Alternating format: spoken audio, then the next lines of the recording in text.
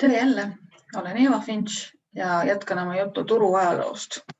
Täna räägime võimuvahetuse perioodist, siis sellest perioodist meil Soome territoorium läks Rootsi kuningriigi käest Vene keisririigi kätte. Ehk siis ajajärguks olen valinud 1790 kuni 1827. Sellesse perioodi mahub mitu sõjalist konflikti Vene ja Rootsi vahel. Soome saamine suurvürstiriigiks, autonoomseks suurvürstiriigiks Vene keisririigi koosseisus. Turu saab pealinnaks ja jääb pealinna staatusest ilma ja lõpeb see periood turu suure tulekahjuga.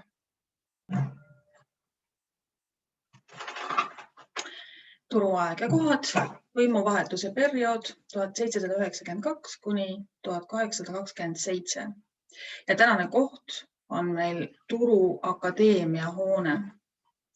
Siin pildi peal on näha 18. sajandi lõpu vaade Turu linnusele ja natuke on siin neid sadama laohooneid ja taamal paistab ka toomkirik. Siin kõrval on näha osad Turu kaljuküngastest.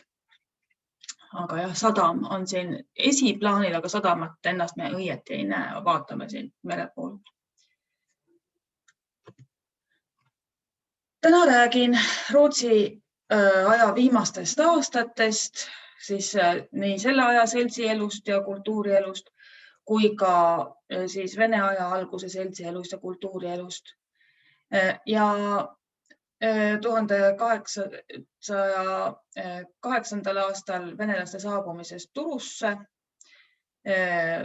võimu üleminekust, sellest, kuidas siis Turu sai pealinnaks ja akadeemia hoonest ja ka akadeemiast endast natukene siis olulisematest isikutest, kes seal tollal tegutsesid ja lõpuks siis Turu tulekahju. Pildil on vaade jällegi Turule. Üks moment, ma vaatan. See on siis 1823. aastal tehtud, see on mingi sorti graafika. Siin on näha, mismoodi toomkirikul on veel vana barokne tornikiiver peal ja toomkiriku ümbrus on veel kõik see Turu vanalinn.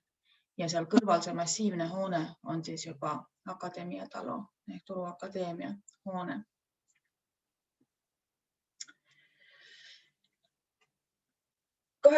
sajandi lõpus oli Turu linn oma tolliaia sees veel suhteliselt väike, ehkki ta oli juba jõudsalt levinud Piki jõe kallast mere suunas läinud niimoodi pikemaks.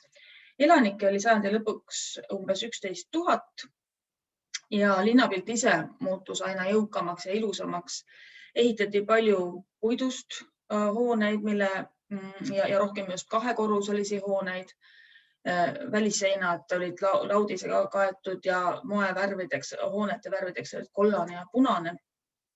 Aknad tehti ka suuremad ja majade ümber oli aina rohkem ilusaid aedu.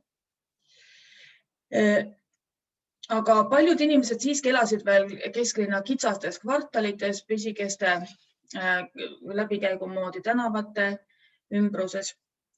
Majade hoovides olid ikka veel koduloomad. Et see oli täiesti tavaline, et lehmad, lambad, sead elasid linnas, neid ka karjatati siis seal linna lähedastel karjamaadel.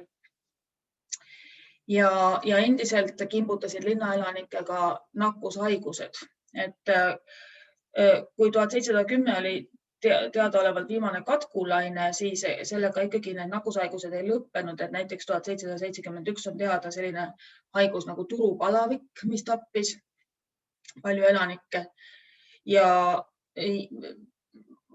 peamiselt andsid arstiabi siis velskrid, kes lasksid aadrit ja panid kuppe ja tegid ka väiksemaid operatsioone, sidusid haavu, aga ajasid ka habet ja tõmbasid hambaid.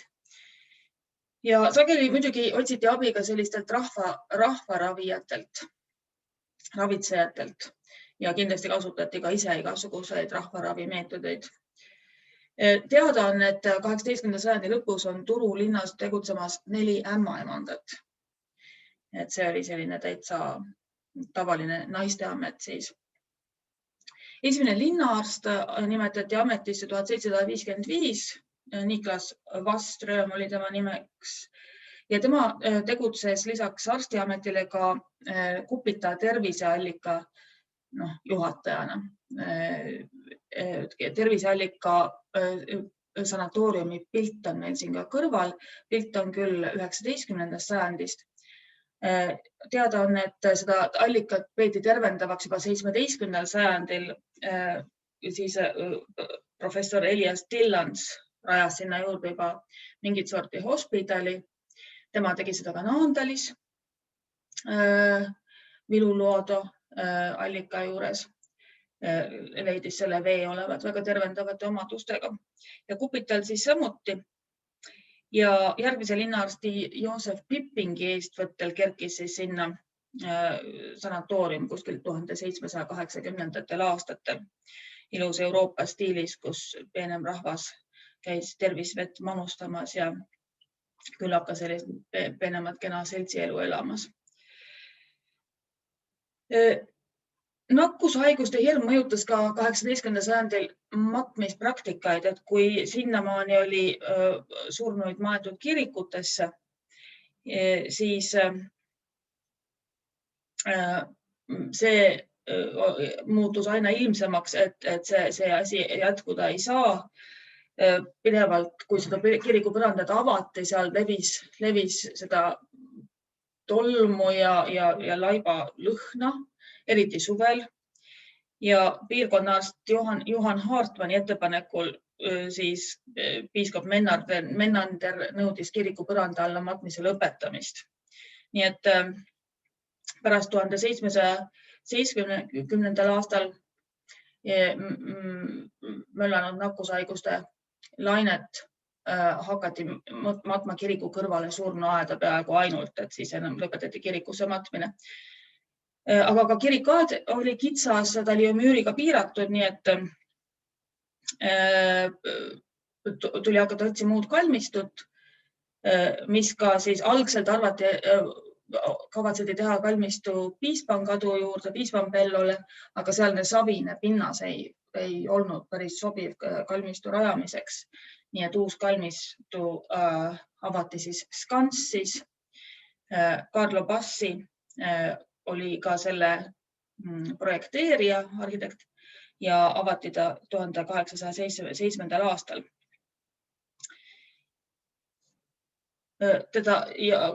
Algselt oli ta mõne hektari suurune, aga juba 1849 oli kalmistut vaja ka laiendada ja see kalmistu on siiamaani Turu linnal kasutuses.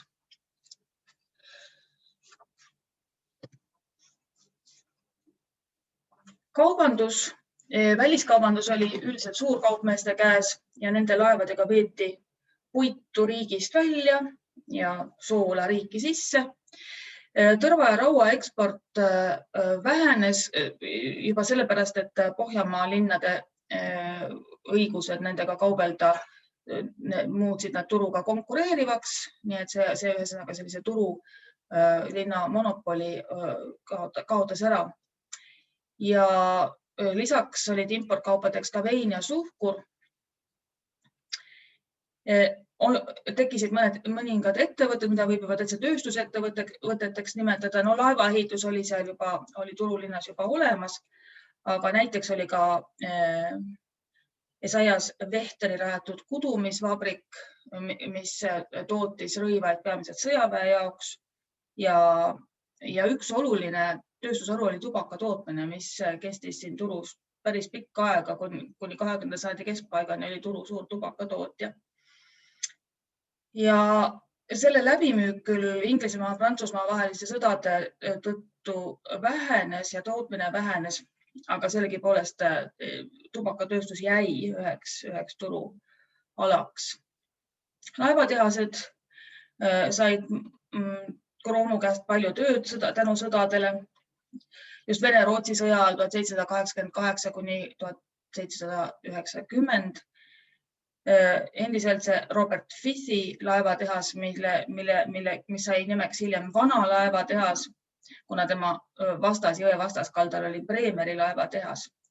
Aga Bremer sulges oma tehase 1795, kui tema sai Teio rauatehase omanik. See Teio rauatehase pilt on mul siin kõrval. See on küll Turust, kus ta on siis Pernio poole minna. Ja seal on need rauatehase asundused veel mitmed olemas, siiamaani vaadeldavad.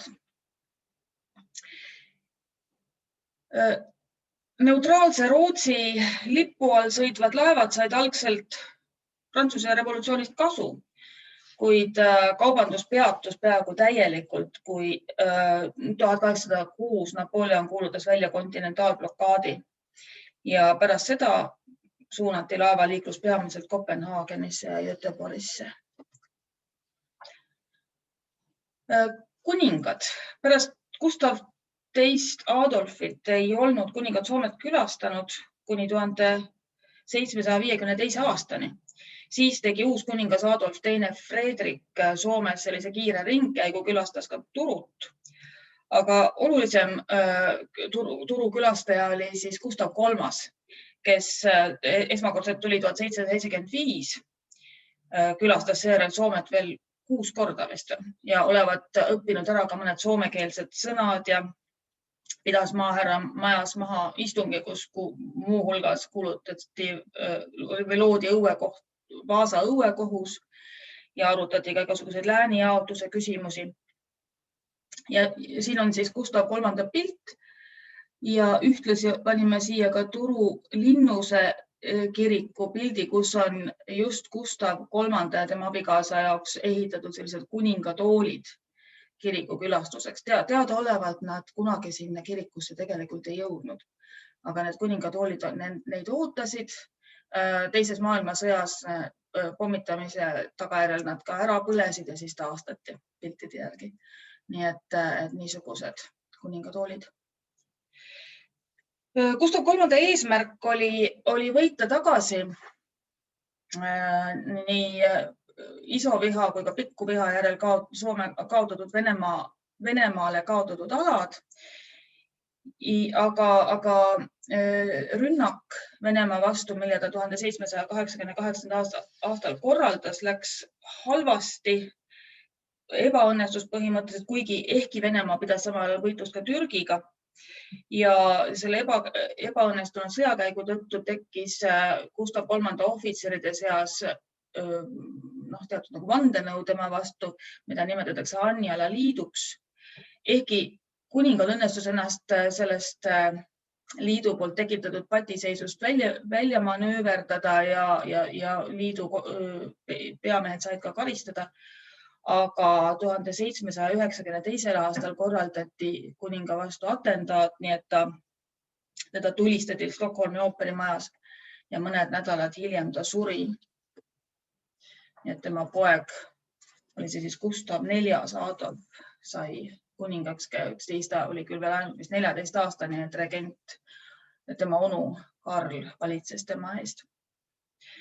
Nagu mainitud, oli hästi moes erinevate seltside ja klubide asutamine 18. sajandil. Aurora seltsi juba mainiti ja siia kõrvale ma olen nüüd leidnud ka selle Obu Tidningari ühe väljaande pildi, mida siis Aurora selts ja Portaan välja andsid 18. sajandi lõpus. Ka muusikaelu oli Turu Akadeemia ringkonnas elav ja organist, toomkiriku organist Karl Peter Lenning sai akadeemilise kapelli juhatajaks, mis oli loodud 1747. Ja tänu sellele akadeemilise kapellile siis algaski Soomes selline orkestrite tegevus. Mängiti igasugustel akadeemilistel pidustustel, aga ka näiteks kuningavisiitidel, nii et linna üritustel nii-öelda. Ja 1790 osalesid orkestri liikmed Turu muusikaseltsi, soome keeles on see Turun soidannollinen seura, asutamisel. Seda loetakse Soome vanimaks siiani tegutsevaks seltsiks üldse. Tänapäeval tuntakse seda Turu Filharmoonilise Orkestri nime all. Nii et see on väga pika ajalooga auväärne kollektiiv. Piiskop Jakob Tengström mängis selles orkestris näiteks flööti. Seal oli ka mitmeid naissoost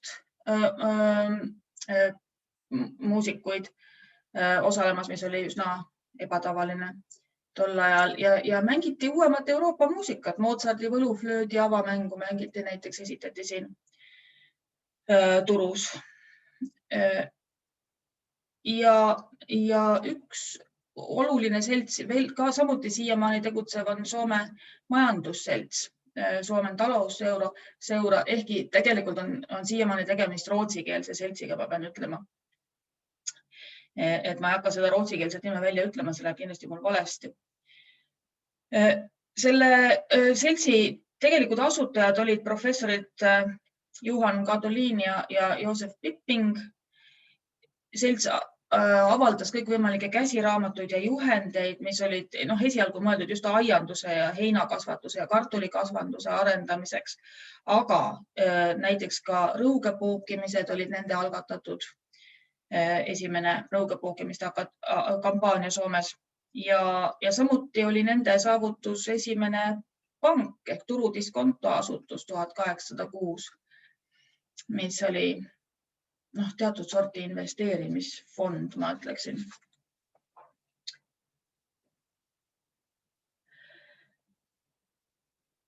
Kultuurist ja seltsielust tuleb mainida veel ka teatri tegevust. Teatrietendusi oli nähtud Turus 17. sajandil, tükk aega neid vahepeal ei olnud, siis kui olid need suured okupatsioonid. Ja ka võimude suhtumine teatris oli natukene ebalev, sest kardeti, et need ässitavad noorsugu üles ja pigem pooldati, et teater esineb Turus suve ajal, siis kui üliõpilasi siin eriti ei ole. Aga Turusse saabus truppe, nii et näiteks Peter Stenborgi trupp ja hiljem Seuerling oma trupiga ja neil kujunes välja üks koht, kus nad oma teatrietendusi esitasid. See oli tegelikult üks laohoone nüüd see Kaupatori kõrval, tegelikult selles samas kohas, kus nüüd asubki rootsikeelne teater ehk Obusvenska teater. Ja see kujunes juba algselt, pikalt enne praeguse teatrihoone ehitamist teatrietenduste kohaks ja üsna nõudlikke etendusi seal ka esitati, mängiti Molière'i ja Shakespeare'i ja muid selliseid päris korralikke teatrietendusi. Aga oli ka teisi läbisõitvaid meelelahutajaid, just nimelt läbisõitvaid sellepärast, et Peterburi oli nüüd teisel pool Stockholmist Peterburist Stockholmi sõitsid kõik võimalikud kunstratsutajad, mõõganeelajad, tuleneelajad, mustkunstnikud, loomataltsutajad, kes iganes. Nii et siin nähti siis näiteks Kampioni vahakujude rändmuuseumi millalgi 1800. aasta paiku ja ka Jean Lusté nimeline kunstratsutaja esines Kupitaal. Nii et selliseid varjuteatrit ja ilutulestikku ja karutantsitajad ja mida kõike sellist. Kõrgem kodanlus hakkas 18. sajandi lõpupoole korraldama balle. Nende toimumiskohaks kujunes Seipelli restoran ja Seipelli maja on, selle ma pildistasin üles nüüd paar päeva tagasi, tänapäeval kannab ta Casa Grande maja nime, vahepeal oli ta Ingmani maja. Nii et see sama hoone oli tollal juba suhteliselt sama kujuline ja seal oli siis pallisaal, kus olid ka lisaks mängulauad, pakuti teed, kakaod, küpsiseid ja tantsumuusikat mängiti kella 4-st kella 10. Nii et selline kena meelelahutuskoht ja linna peenem seltskond seal siis ka kogunes, aga peenem seltskond korraldas nii-öelda assembleesid ka oma kodudes, sellised peenemaid koosviibimisi. Ja muidugi käis kõrgem seltskond ka muusikaseltsi kontsertidel ja osales siis neile järgnenud tantsuga supeedel. Ma olen isegi korra käinud ühel Soidannolisen seura kontserdil ja sellele järgnes samamoodi küll ilma tantsuta, aga siiski selline pidulikumat sorti õhtusöök. Nii et siiamaani see traditsioon jätkub. Tantsu õppimine oli väga oluline, nii et mitmed nimekad tantsuõpetajad hakkasid endid ka reklaamima. Oobu Digningaris võis nende reklaame siis lugeda, õpetati menuetti, kadrilli, valssi ka juba. Ja elulinnas oli üpris meeldiv, kui raha oli, isegi ekstravagantne, nii et Portaan pahandas mingil hetkel seal oma ajalehes daamide luksuslike siidkostüümide ja muu sellise pillerkaari üle. Lihtrahvale oli ka palju söögiasutusi, palju oli selliseid tänavakööke, kus müüdi putru, suppi ja leiba. Ja tavalisi kõrtse oli väga palju. Mingil hetkel oli turus olnud üks kõrts iga 100 elaniku kohta. Reisijate majutamine, nagu mainitud, seesama turu Peterburi Stockholmi marsruut juba hakkas esitama selliseid, tekitama vajadust reisijate majutamise järele ja nii mõnelgi keldermeister olid möbleeritud toad olemas üürile andmiseks. Samuti olid eraldi tollal ruumid igasuguste sulaste ja kammerteenrite tarvis. Ja näiteks seesama Seipel, Juhan Reinhold Seipel oligi see keldermeister, kes seda Seipeli maja pidas. Tema restoran oli turu tuntum söögikoht, aga see oli ka tegelikult esimene hotell, kuigi seda sõna tollal ei kasutatud. Sõna võeti kasutusele 19. sajandi nagu ka kohviku sõna. Ja selle, ma lähen korraks tagasi. Ja selle sama Seipeli maja esimesele korrusele ta siis rajas restorani, veini ja delikatesside kaupluse ja ka siis majutustube reisijatele ja ülemisel korrusel oli siis pallisaal ja 2 väiksemat kabinetti. Nii et sellest saalist sai keskne peoruum 20 aastaks turus. Ja teine märkimisväärne võõrastamaja asus suure turu ääres siis Prinkala majas, mis on meil järjekordse pildi peal. Näiteks 19. sajandi alguses pidas seal hotelli Preili Falk, kes rentis reisijatele päevaks, nädalaks või kuuks köetud ruume, kus oli lisaks voodile ka laud ja toolid, kummut, peegel, kirjutusvahendid ja puhas voodipesu. Samuti sai tema käest tellida õhtusööke suurematelegi seltskondadele. Et selline kena hotell. 1807. aastal sõlmiti leping Prantsusmaa ja Venemaa vahel Tilsitis, nii et siis see Tilsiti leping ja see tõi Seipelile palju külalisi ida poolt. Ja pärast Venemaa ühinemist Inglismaa vastase kontinentaalblokaadiga lahkus Suurbritannia saadik Lord Gower Peterburis. Tema tuli ka turu kaudu. Ja võt siis oli juba algamas sõda Venemaaga jälle. Napoleoni sõjad 19. sajandi alguses loomulikult mõjutasid tervet Euroopat väga. Tõmmati ohtralt uusi riigipiire, tekkisid, kadusid riigid. 1808. aastal tekkis Soomes hirm Rootsi ja Venemaa vahelise sõja puhkemise ees, aga turus usuti siiski, et turu on nii kaugel idapiiris, et mis siin ikka midagi väga hullu ei juhtu. Selle sõja taustaks oli Rootsi kuninga Gustav IV Adolfi vastumeelsusliidu moodustamise suhtes Napoleoni Prantsusmaaga. Ja kuna Rootsi keeldus osalemas Suurbritannia vastases kontinentaalblokaadis, siis ületasid Vene väed 21. veebruaril 1808 Soome piiri. No tollal siis Rootsi riigi piiri, eks ole. Vastupanu ei osutatud, meri oli jääsnud veebruarikuu, nii et Rootsi poolt ka ei olnud võimalik abivägesid tuua. Venelaste kiire edasiliikumine tekitas Turus lausa paanika, et Rootsi armee taandus Turust, võttis kaasa või pani põlema saarestiku, eskadrilli saarestiku laevade eskadrilli siin, et need ei jääks venelaste kätte.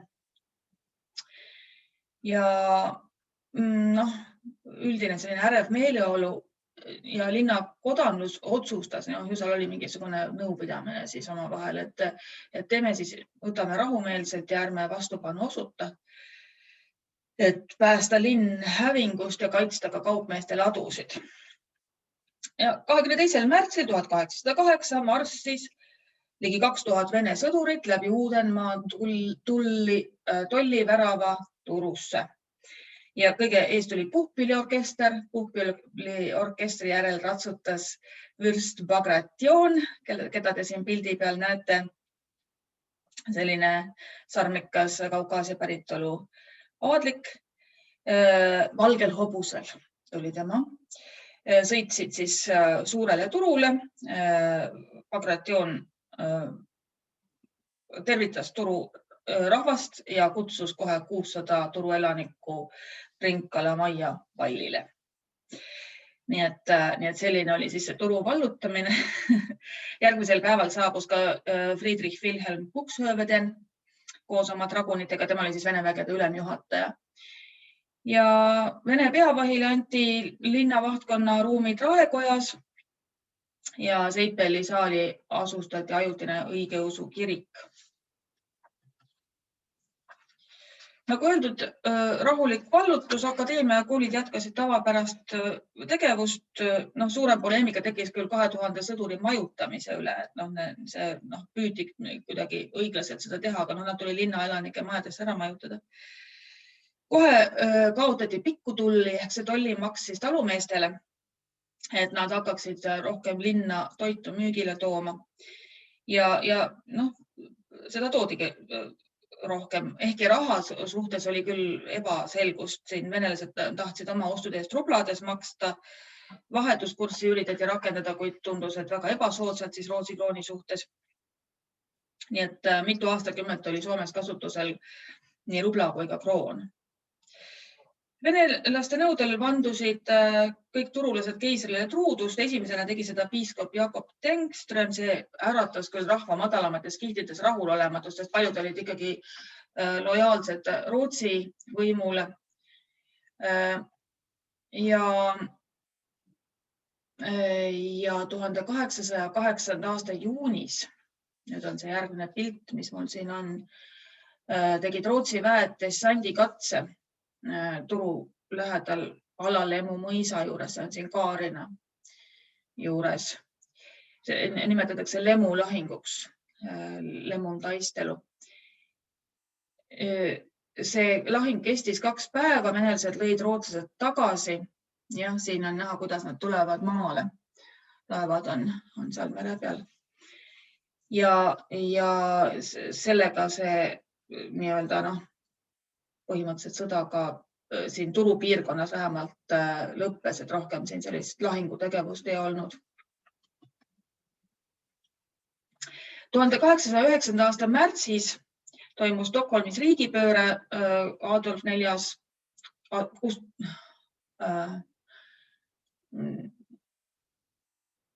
Gustav IV Adolf kõrvaldati troonilt, kuningaks sai tema onu Karl, kelle numbriks sai siis 13. Ja sõda oli vaibunud, koguneti Porvoosse maapäevadele kuulama keisar Aleksander I deklaratsiooni Soome kui rahvuse ülendamisest rahvaste sekka. See oli siis selline ametlik keisri teadaanne, et Soome on nüüd küll keisri alluvuses, aga nagu Soome maa. Ka Turu sai võidukat keisrit näha 1809. aasta vaiksel laupäeval. Tuli ta siia mööda suurt rannateed ja ööbima maaherra majja. Ja jättis linlastele üsna hea mulje. Et jah, selles mõttes see oli, turulastel oli ka jõudnud Aleksandri kõne kohta kuuldused, mida ta oli rääkinud ja see äratas soomlastes usaldust ja poolehoidu. Soome sõda lõppes ametlikult 17. septembril 1809, kui sõlmiti Hamina rahu. See oli Rootsi jaoks tohutu kaotus ja alandus, sest riik kaotas 1/3 oma pindalast, terve Soome ala, eks ole, ja elanikkonnast. Ja lisaks pidi Rootsi ühinema Prantsusmaa juhitud kontinentaalblokaadiga Inglismaa vastu, nii et igatepidi pidi kõik alluma. Siin pildi peal on näha Aleksander esimene Porvoo toomkirikus, see on siis maapäevade avamine, kus ta peab oma kõnet. Ja see uhke trooni moodi tool, mis talle selleks puhuks tehtud, see on siiamaani Helsingis Kansallismuseos. Ja siin on näha siis see Aleksandri, kuidas seda nüüd nimetada, kinnituskiri või soomekeelne lausa selle Soome kuulutamise kohta suurvürstiriigiks. Turu oli sajandeid olnud Soome kõige olulisem linn, siin asusid õuekohus ja maavalitsus ja kõik muud olulised ametid. Ja Soome uus autonoomse suurvürstiriigi staatus tähendas Turule ka ametlikku staatust pealinnana. 1809. aasta 2. oktoobril algas Muldavierus asunud Richteri majas valitseva nõukogu koosolek. Valitsev nõukogu oli, soomekeelne nimi on tal hallituskonsilji. Hiljem alates 1816. aastast hakati seda nimetama senatiks. Nii et jah, algselt oli ta valitsev nõukogu. See töötas kindralkuberneri juhtimisel ja jagunes 2 osakonnaks. Majandusosakond, mis juhtis riigi administratsiooni ja õigusosakond toimis ülemkohtuna. Ja nagu öeldud, olid mitmed keskasutused turus loodud juba 18. sajandil, riiklik maamõõtmisamet, lisaks neile nimetatudele kosepuhastusamet, veekogude siis autonoomia perioodil alguses loodi nõnda nimetatud kolleegium medicum ehk tervishoiuamet, postiamet oli juba olemas, intendandi kontor, hilisema ehitusvalitsuse eelkäija, mille juhatajaks määrati Carlo Bassi, seesama Itaalia juurtega arhitekt. Tema ülesandeks oli siis jälgida kirikute, raekodade ja muude selliste avalike hoonete valmimist. Ja alguse sai ka Soome suurvürstiriigi vaihetuslaina depositsioonikontori ehk tulevane Soome pank. Ja hiljem rajati veel lootsi ja tuletorniamet ning tolliamet. Ja 1816 alustas ka Soome kindlustusbüroo, mis pakkus tulekahjukindlustust.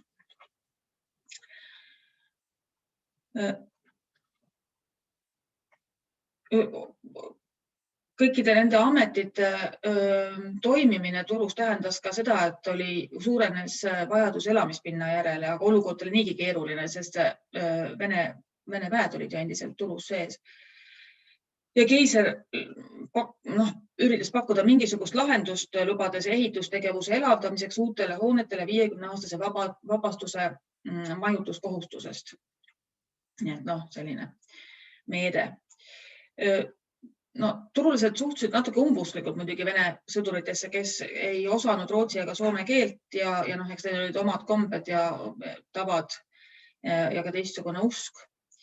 Aga ega ka nende sõdurite elu ei olnud lihtne, nad olid pikaks ajaks ümber asustatud ja enamasti linnarahvas ikka katsustanud majutada oma kõige kehvematesse tubadesse.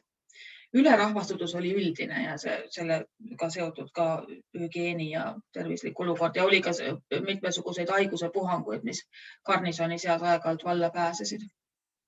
Aga mitmes mõttes oli venelaste kohalolek linnarahvale ka kasulik, sest see elavdas kaubandust, andis tööd nii mõnelegi ja elatist nii mõnelegi kaupmehele ja käsitöölisele ja neid keiserlikke ohvitsere ka imetleti ja oodati seltskonda, nii et elavdasid linnapilti. Uusimaa ja Hämelääni maaherra Gustav Friedrich Schernwall pakkus uueks pealinnaks Helsingit.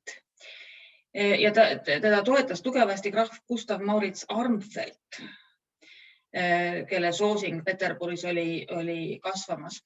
Et Aleksander esimene kiitiski pealinna üleviimise heaks juba 24. märtsil 1812 ja ega keegi keisrile enam ei julgenud hakata vastu vaidlema. Armfelt, kellest oli saanud selleks ajaks juba Aleksander esimese kindraladjutant, oli tuntud turuvihkaja, kes rääkis oma vanast kodulinnast äärmiselt õelalt. Ta ütles selliseid asju nagu, tema sõnul oli turu täis hoolimatuid ametnikke, laisku professoreid, juudimeelseid kaupmehi ja tigedaid vanamoore. Ma siin olen tõlkinud. Ja Helsingi edutamisest uueks pealinnaks sai Armfeldi viimaste eluaastate suur projekt, nii et mida võib peaaegu näha tema isikliku kättemaksuna turule. Ja temale, ma siin tsiteerin, kas see oli ikkagi vist kõnest, kus ta rääkis sellist juttu, et turus domineerivad Rootsi eelarvamused ja maailma kehvim rahvuslik vaim. Kõik Soomes valitseva kurjuse seemned pärinevad turumürkast. See on Soome mädapaise, valus ja surmavalt ohtlik. See on Soome kadeduse allikas. Soodoma ja Gomorra lihalik nõbu ja selle elanikud on jäle rahvarämps. Turu tuleks põlema süüdata ja tuhaks põletada. Nii et ikka päris karmilt ja täitsa võib arutleda selle üle, missuguse jälje jätsid need sõnad ka ülejäänud Soome meeltesse turu kohta. Kui ka niimoodi öeldakse ühe linna kohta, siis see ei saa ju ikka üks normaalne linn olla. Keiser Aleksander esimene saabus teist korda Turusse 1812. aasta suvel, et kohtuda Rootsi kroonprintsiga, kelleks oli siis Prantsuse päritolu Bernadotte. Tema prantsuse nimi oli Jean-Baptiste Bernadotte, aga Rootsis oli ta endale nimeks võtnud Karl Johan. Ta oli saadetud Rootsi, et saada siis järeltulijateta Karl 13.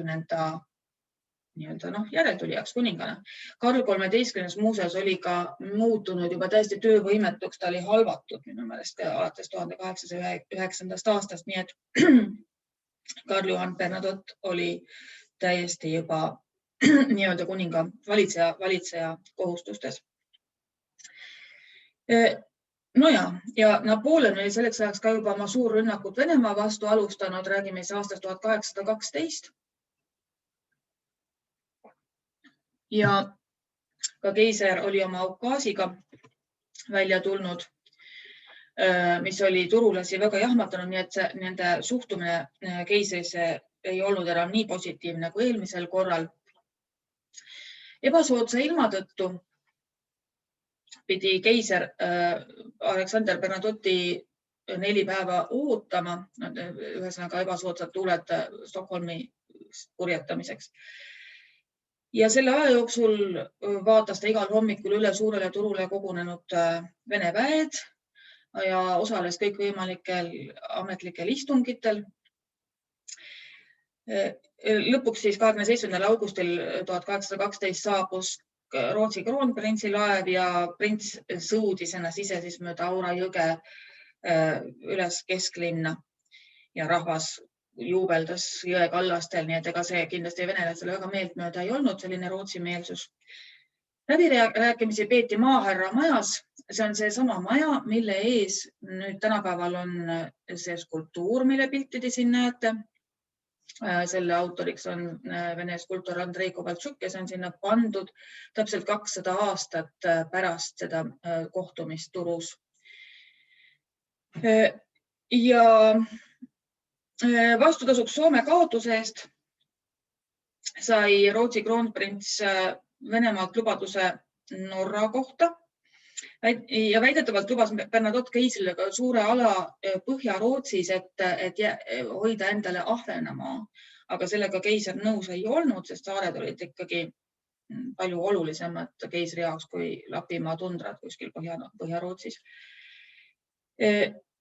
Kohe varsti pärast neid läbirääkimisi kiirustas keiser Peterburi tagasi, kuna Venemaad ähvardas tohutu Prantsuse armee. Ja need läbirääkimised võib-olla ongi kõige viimased turus, nii kõrgel tasemel peetud rahvusvahelised läbirääkimised. Veel kolmandatki korda käis keiser turus 1819, see oli siis, kui Soome valitsus ja kõrgemad ametid tegutsesid veel viimaseid päevi turus. See oli, kui 1. oktoobril pidid nad kõik alustama tööd Helsingis, nii et see oli nii-öelda pealinna hüvastijätu pidu, kuhu keiser saabus.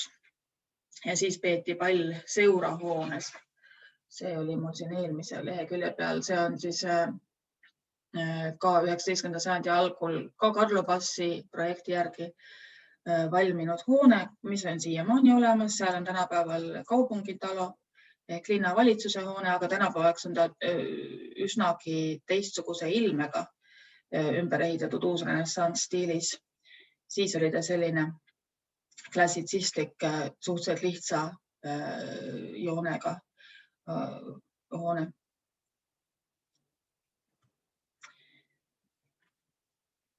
Osad riigiasutused jätkavad veel mitmeid aastaid turus, kuna uues pealinnas Helsingus ei olnud piisavalt pindu.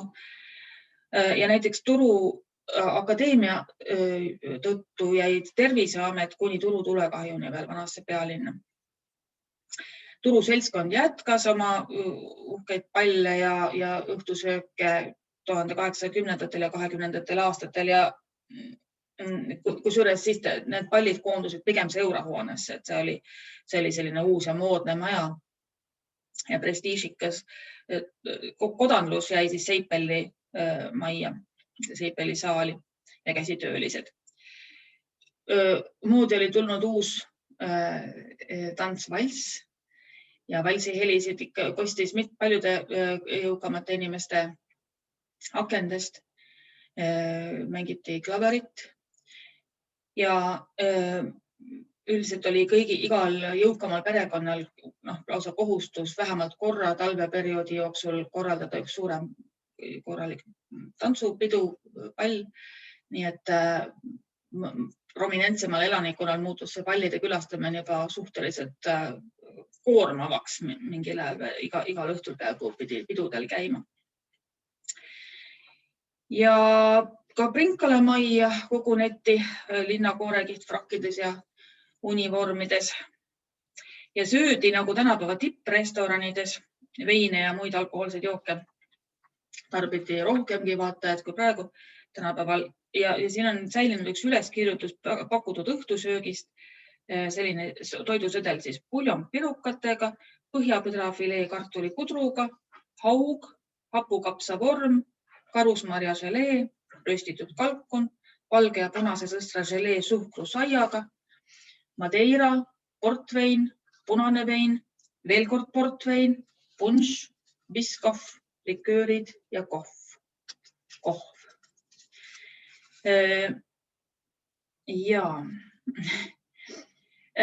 1825. aastast läheb Prinkala maja linnakasutusse, omanik suri ja mitmed linnaametid asuvad sinna. Ka näiteks 1816. aastal asutatud Turu politsei. Turu politsei oli küll politsei jah, aga ta pigem töötas nagu Vene riigi salapolitseina. Kõik need välismaalased, kes Turusse saabusid, pidid ennast politseijaoskonnas üles andma. Ja räägime siis natukene ka akadeemia peahoonest. Siin on muuseas olen ma ise teinud selle pildi Turu toomkiriku tornist, nii et siin on näha, mismoodi, kui massiivne, kui tohutult suur see hoone ikkagi on. Uue hoone eest oli võidelnud juba Henrik Gabriel Portaan ja ta suutis Stockholmis selle ehitamise otsuse läbi suruda juba 18. sajandi lõpul. Ja projekti koostas arhitekt Karl Kristoffer Jörvel ja tööd määrati kontrollima nagu ikka seesama ehitusjärelevalve Carlo Bassi. Ehitusfondi suurendasid kogudused saadav nõndanimetatud pastoraaltulu ja ka palkide, tõrva ja pigi ekspordi maksustamine, et sealt tuli see raha.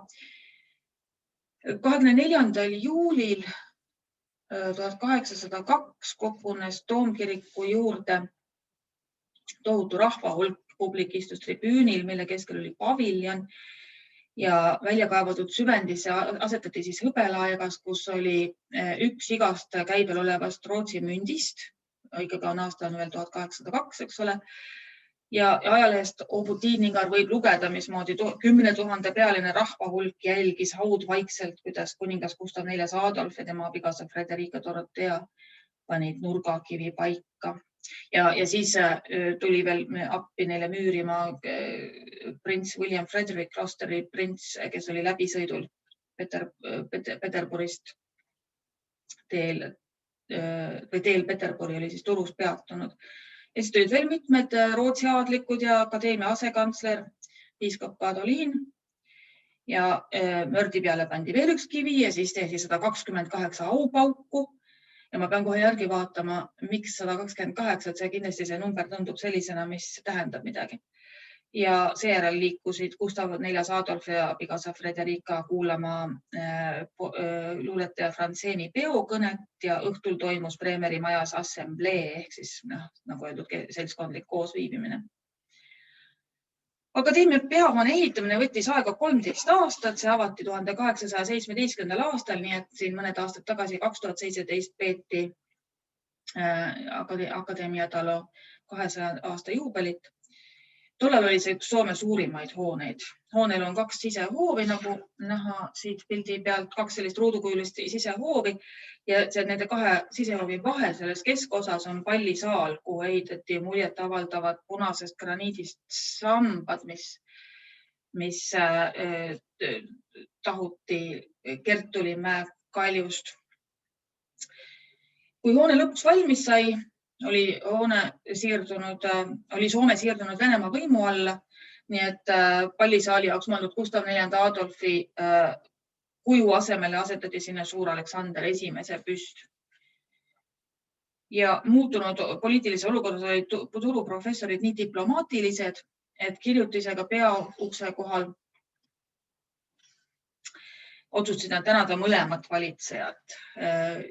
Fenicis muusis munificienta augustorum ehk siis Soome muusadele valitsejate heldusest selline kiri. Pärast tulekahju viidi keisri kuju, uhke kateeder, uksed sealt hoonest ja ka viidi üle Helsingisse ja see kirjutis ja sama mõlemat valitsejaid tänav kirjutis eemaldati.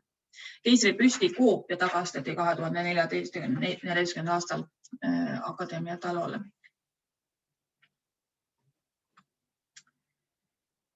Niisugune. Ja hoone juures, tänapäeval on seal siis apellatsioonikohus ja ülikoolid kasutavad mõnikord seda peosaali ja hoone juures väljas on Gustav II Adolfi kuju. Samasugune kuju on ka muuseas Tartus. Nii et, ja üks keskkonna kunstiteos Maarja Virkala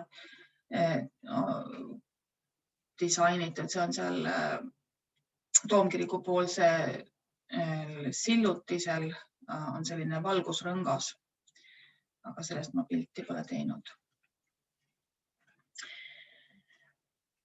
Ülikool siirdus uude peahoonesse juba 1815. aastal ja 2 aastat hiljem valmis Vardiomoori mäel observatoorium, tähetorn. Selle oli projekteerinud juba Karl Ludwig Engel. Observaatori kohale määrati noor ja väga lootustandev sakslasest astronoom Argelander. Ta töötas Turus vaid 8 aastat, aga tegi selle aja sees palju olulisi, ka rahvusvaheliselt olulisi uuringuid ja näiteks avaldas 500 tähe kataloogi, mille nimi on Catalogus Aboensis. Hiljem oma elus töötas ta Bonnis ja teda tegelikult peetakse või ta on lausa nimetatud 19. sajandi tähtsaimaks saksa astronoomiks. Ja tema pildi ma panin siia sellepärast, et tal oli hiljem üks oluline teene, mis ta turule osutas turu tulekahju ajal, ma hiljem räägin. Meditsiiniõpetuse tarbeks ehitati Linnankadu ja Puistakadu tänavate nurgale kliiniline instituut, aga seda ei jõutud enam enne turu tulekahju kasutusele võtta. Humanistlik uurimistöö, Portani ajal oli selle nii-öelda kuldaeg, aga tema võib-olla ehk kuulsame järel tuli ja seesama poeet Franzen lahkus 1811. aastal Rootsi. Aga uute üliõpilaste seas oli palju neid, kes jäid Soome suurvürstiriiki, luues oma karjääri kas siis Peterburis või Helsingis. Näiteks Anders Johan Sjögren tegi teedrajava tööd soome-ugri keelte uurimise alal. Johan Ludvig Runeberg sai rahvusluuletaja. Elias Lönnrot pani kokku Kalevala ja arendas soome keelt. Johan Wilhelm Snellmanist sai juhtiv poliitik ja Soome raha isa. Loodusteadlaste hulgast võiks nimetada Gustav Gabriel Hellströmi, kes oli muuhulgas ka termodünaamika ja meteoroloogia arendaja ja temale langes ka raske ülesanne rektorina, kes pidi akadeemia Helsingisse üle viima. Piiskop Jakob Tengström mängis väga olulist rolli 19. sajandi alguse Soomes. Ta tegi koostööd venelastele, ta oli pikalt piiskopiks 1803–1832. Nii et talle sai osaks lugupidamine ka venelaste seas, aga samas sellised kahetised arvamused soomlaste hulgas. Keiser võttis tänu Tengströmile Turuakadeemia oma erilise kaitse ja eeskoste alla, mis võimaldas ka tegevust märgatavalt laiendada. Aga jah, see head suhted Venemaaga heitsid Tengströmi mainele varju. Rootsi võimu pärand andis akadeemiasse selle ümber arenevas kultuurielus tugevasti tooni ja Portani ideed ja Euroopa romantismi mõjul tekkis nõndanimetatud tururomantism, mis hakkas äratama soomlaste rahvustunnet. Paljud tudengid ja ka mõned õppejõud innustusid romantilistest ideedest. Kas või selle akadeemia peahoones on teadaoleva esimene Väinamöise kujutis, Väinamöise reljeef seal pidusaalis kannelt mängib Väinamöine. Seegi viitab rahvuskultuuri tõusule. Ja 1820. aastatel saab populaarseks rahvapärimuse kogumine.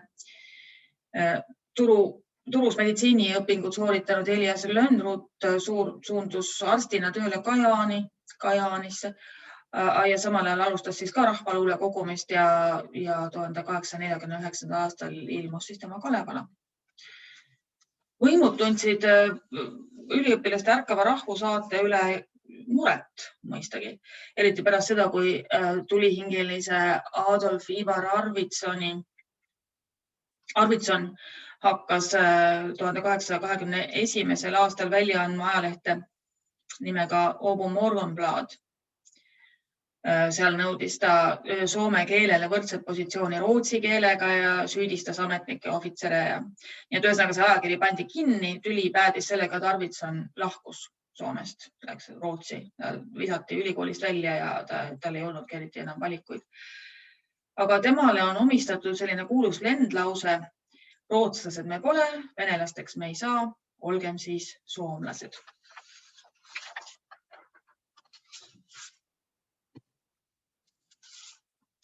Ja olemegi jõudnud turu tulekahjuni. Läbi sajandite on küll turus olnud kümneid ja kümneid tulekahjusid, need täitsa suuri ka linnapõlenguid, kus on sadu hooneid hävinud. Ja pidevalt oli linna tuleohutuse osas, ütleme, oli arenguruumi. Väga palju oli puidust ehitisi, kitsad tänavad, kitsad õued. Ehk üht-teist oli muidugi tehtud, et mitmed töökohad ja pagaritöökad pidid tuleohutuse pärast just linnast väljaspool tegutsema, vähemalt väljaspool kesklinna ja öösiti kõndis tulekahjuvalvur tänavatel. Aga näiteks Annikaistemäe tihedad majade kobarad olid nii ohtlikud, et maahärra tegi linnale piirkonna just selle linnaosa kohta märkuse aga midagi see ei muutnud.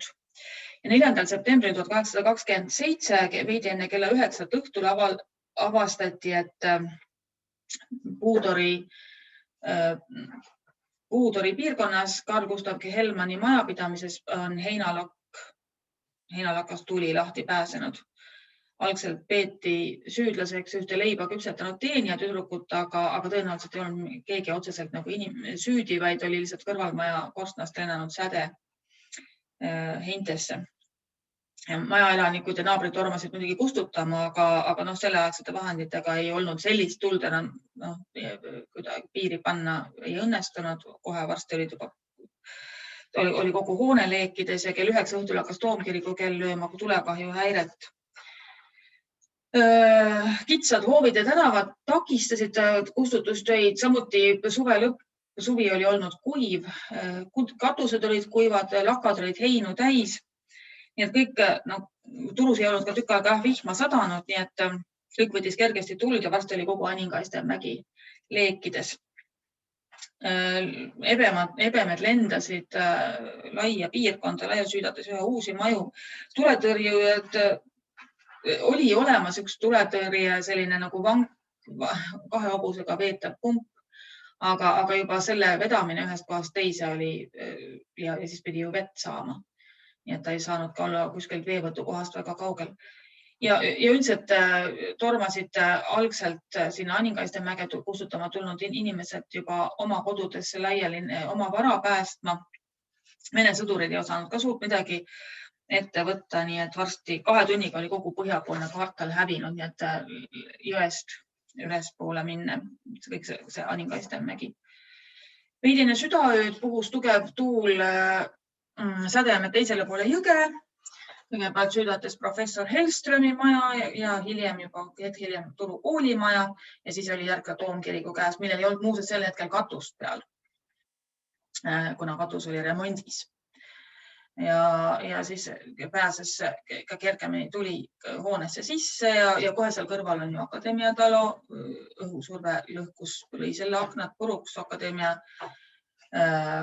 40 000 ühikuline raamatukogu põles tuhaks, nii et 800 raamatut vist oli üliõpilaste käes väljas, nii et säilisid. Aga peaaegu kõik Soome keskaegsed kirjalikud allikad hävisid tules. Neist on jah, ainult koopiad järgi, kui on. Toomkiriku kellad olevat hakanud enne kokkuvarisemist lööma selle õhusurve mõjul. Ja kuskil kella 3 paiku öösel varises siis tornikiiver kokku. Põhjustas tohutu sellise sädemete pilve ja leegi tulesamba, mis oli näha 70 kilomeetri kaugusele. Nii et terve öö need leegid möllasid. Linnaelanikud põgenesid üles kaljuküngastele, et lihtsalt ise tule eest pääseda. Ja Vardjovoori tähetorn, seesama Argelander, oli terve öö torni katusel ja kustutas sädemeid, et torni päästa. Ja torn ei süttinudki, nii et selles mõttes väga tubli käitumine. Siin pildi peal on näha hommikul pärast, mismoodi, kui on veel tegelikult kõik veel suitseb. Ja ühel pool on näha siis suhkruvabriku korstnad, ainult on püsti jäänud ja teisel pool on ka näha sellist ahervare ja Toomkiriku ilma tornikiivrite torn. Turu linna plaan, see halliks märgitud ala on siis kõik see põlenud ala, nii et põhimõtteliselt mõlemalt poolt jõge, ütleme kuni meie päevi jah, kuni Aura tänavani ja Aura kaduni ja Aura sillani põles puhtaks ja siis jäi kuidagi imekombel, nii et Kvantseli maja jäi imekombel alles. Ja kui põleng lõpuks kustus, siis oli näha, loeti kokku, et üle 2500 hoone ehk 3/4 linnast oli hävinud ja peavarjuta oli jäänud umbes 11 000. Kokku oli linnaelanikku kuskil 14-15 000, nii et ja neist 11 000 oli siis ühe ööga jäänud peavarjuta. Surma sai 27 inimest, aga varaline kahju oli tohutu. Oli teada, et arvutati kokku, et riik kannatas tulekahju tõttu kahju 6 miljoni ja eraisikud umbes 20 miljoni rubla ulatuses. Ja nagu öeldud, Akadeemia raamatukogu hävis. Et see on teadaolevalt Põhjamaade suurim linnakatastroof üldse kõigi aegade. Abitoimingud olid üllatavalt kiired. Inimesed paigutati lähenevaks talveks säilinud hoonetesse linna lähiümbrusesse, peenemat rahvast ka mõisade pastoraatidesse ja mõisatesse. Ja Turu Toomkool kolis mõneks aastaks Raumasse üle. Keiser Nikolai I eraldas ohtralt vahendeid, aga oli ka palju korjandusi Rootsi poolt, Venemaa poolt, ka Eestist. Olid päris suured rahalised. Tallinna linn vist suutis annetada 8000 rubla või midagi niisugust. Ja on teada, et ka täitsa talurahva hulgast korjati ka riideid ja majakraami Turu põlenutele annetusteks. Tuli halvas avaliku elu peaaegu täielikult. Korrakaitse kohtuametnikud üritasid tegevust jätkata või püüti välja selgitada tulekahju põhjuseid, küsitleti. Üldiselt ei suudetud kunagi seda ühtegi süüdlast nimetada, aga igasuguseid kuulujutte ja hüpoteese sellise hullumeelseid tekkis selle kohta. Ja juba kuu aja pärast tuli siis veel üks löök, kui keiser andis korralduse Keiserliku Turu Akadeemia üleviimise kohta Helsingisse. Need lühikese aja jooksul oli Turut tabanud 3 tõsist lööki. Pealinna siirdumine Helsingisse, linna põhimõtteliselt hävimine tules ja siis lõpuks veel ülikooli üleviimine uude pealinna. Ja siinkohal ma tänaseks lõpetan. Järgmisel korral juba ehk optimistlikum algus. Aitäh teile!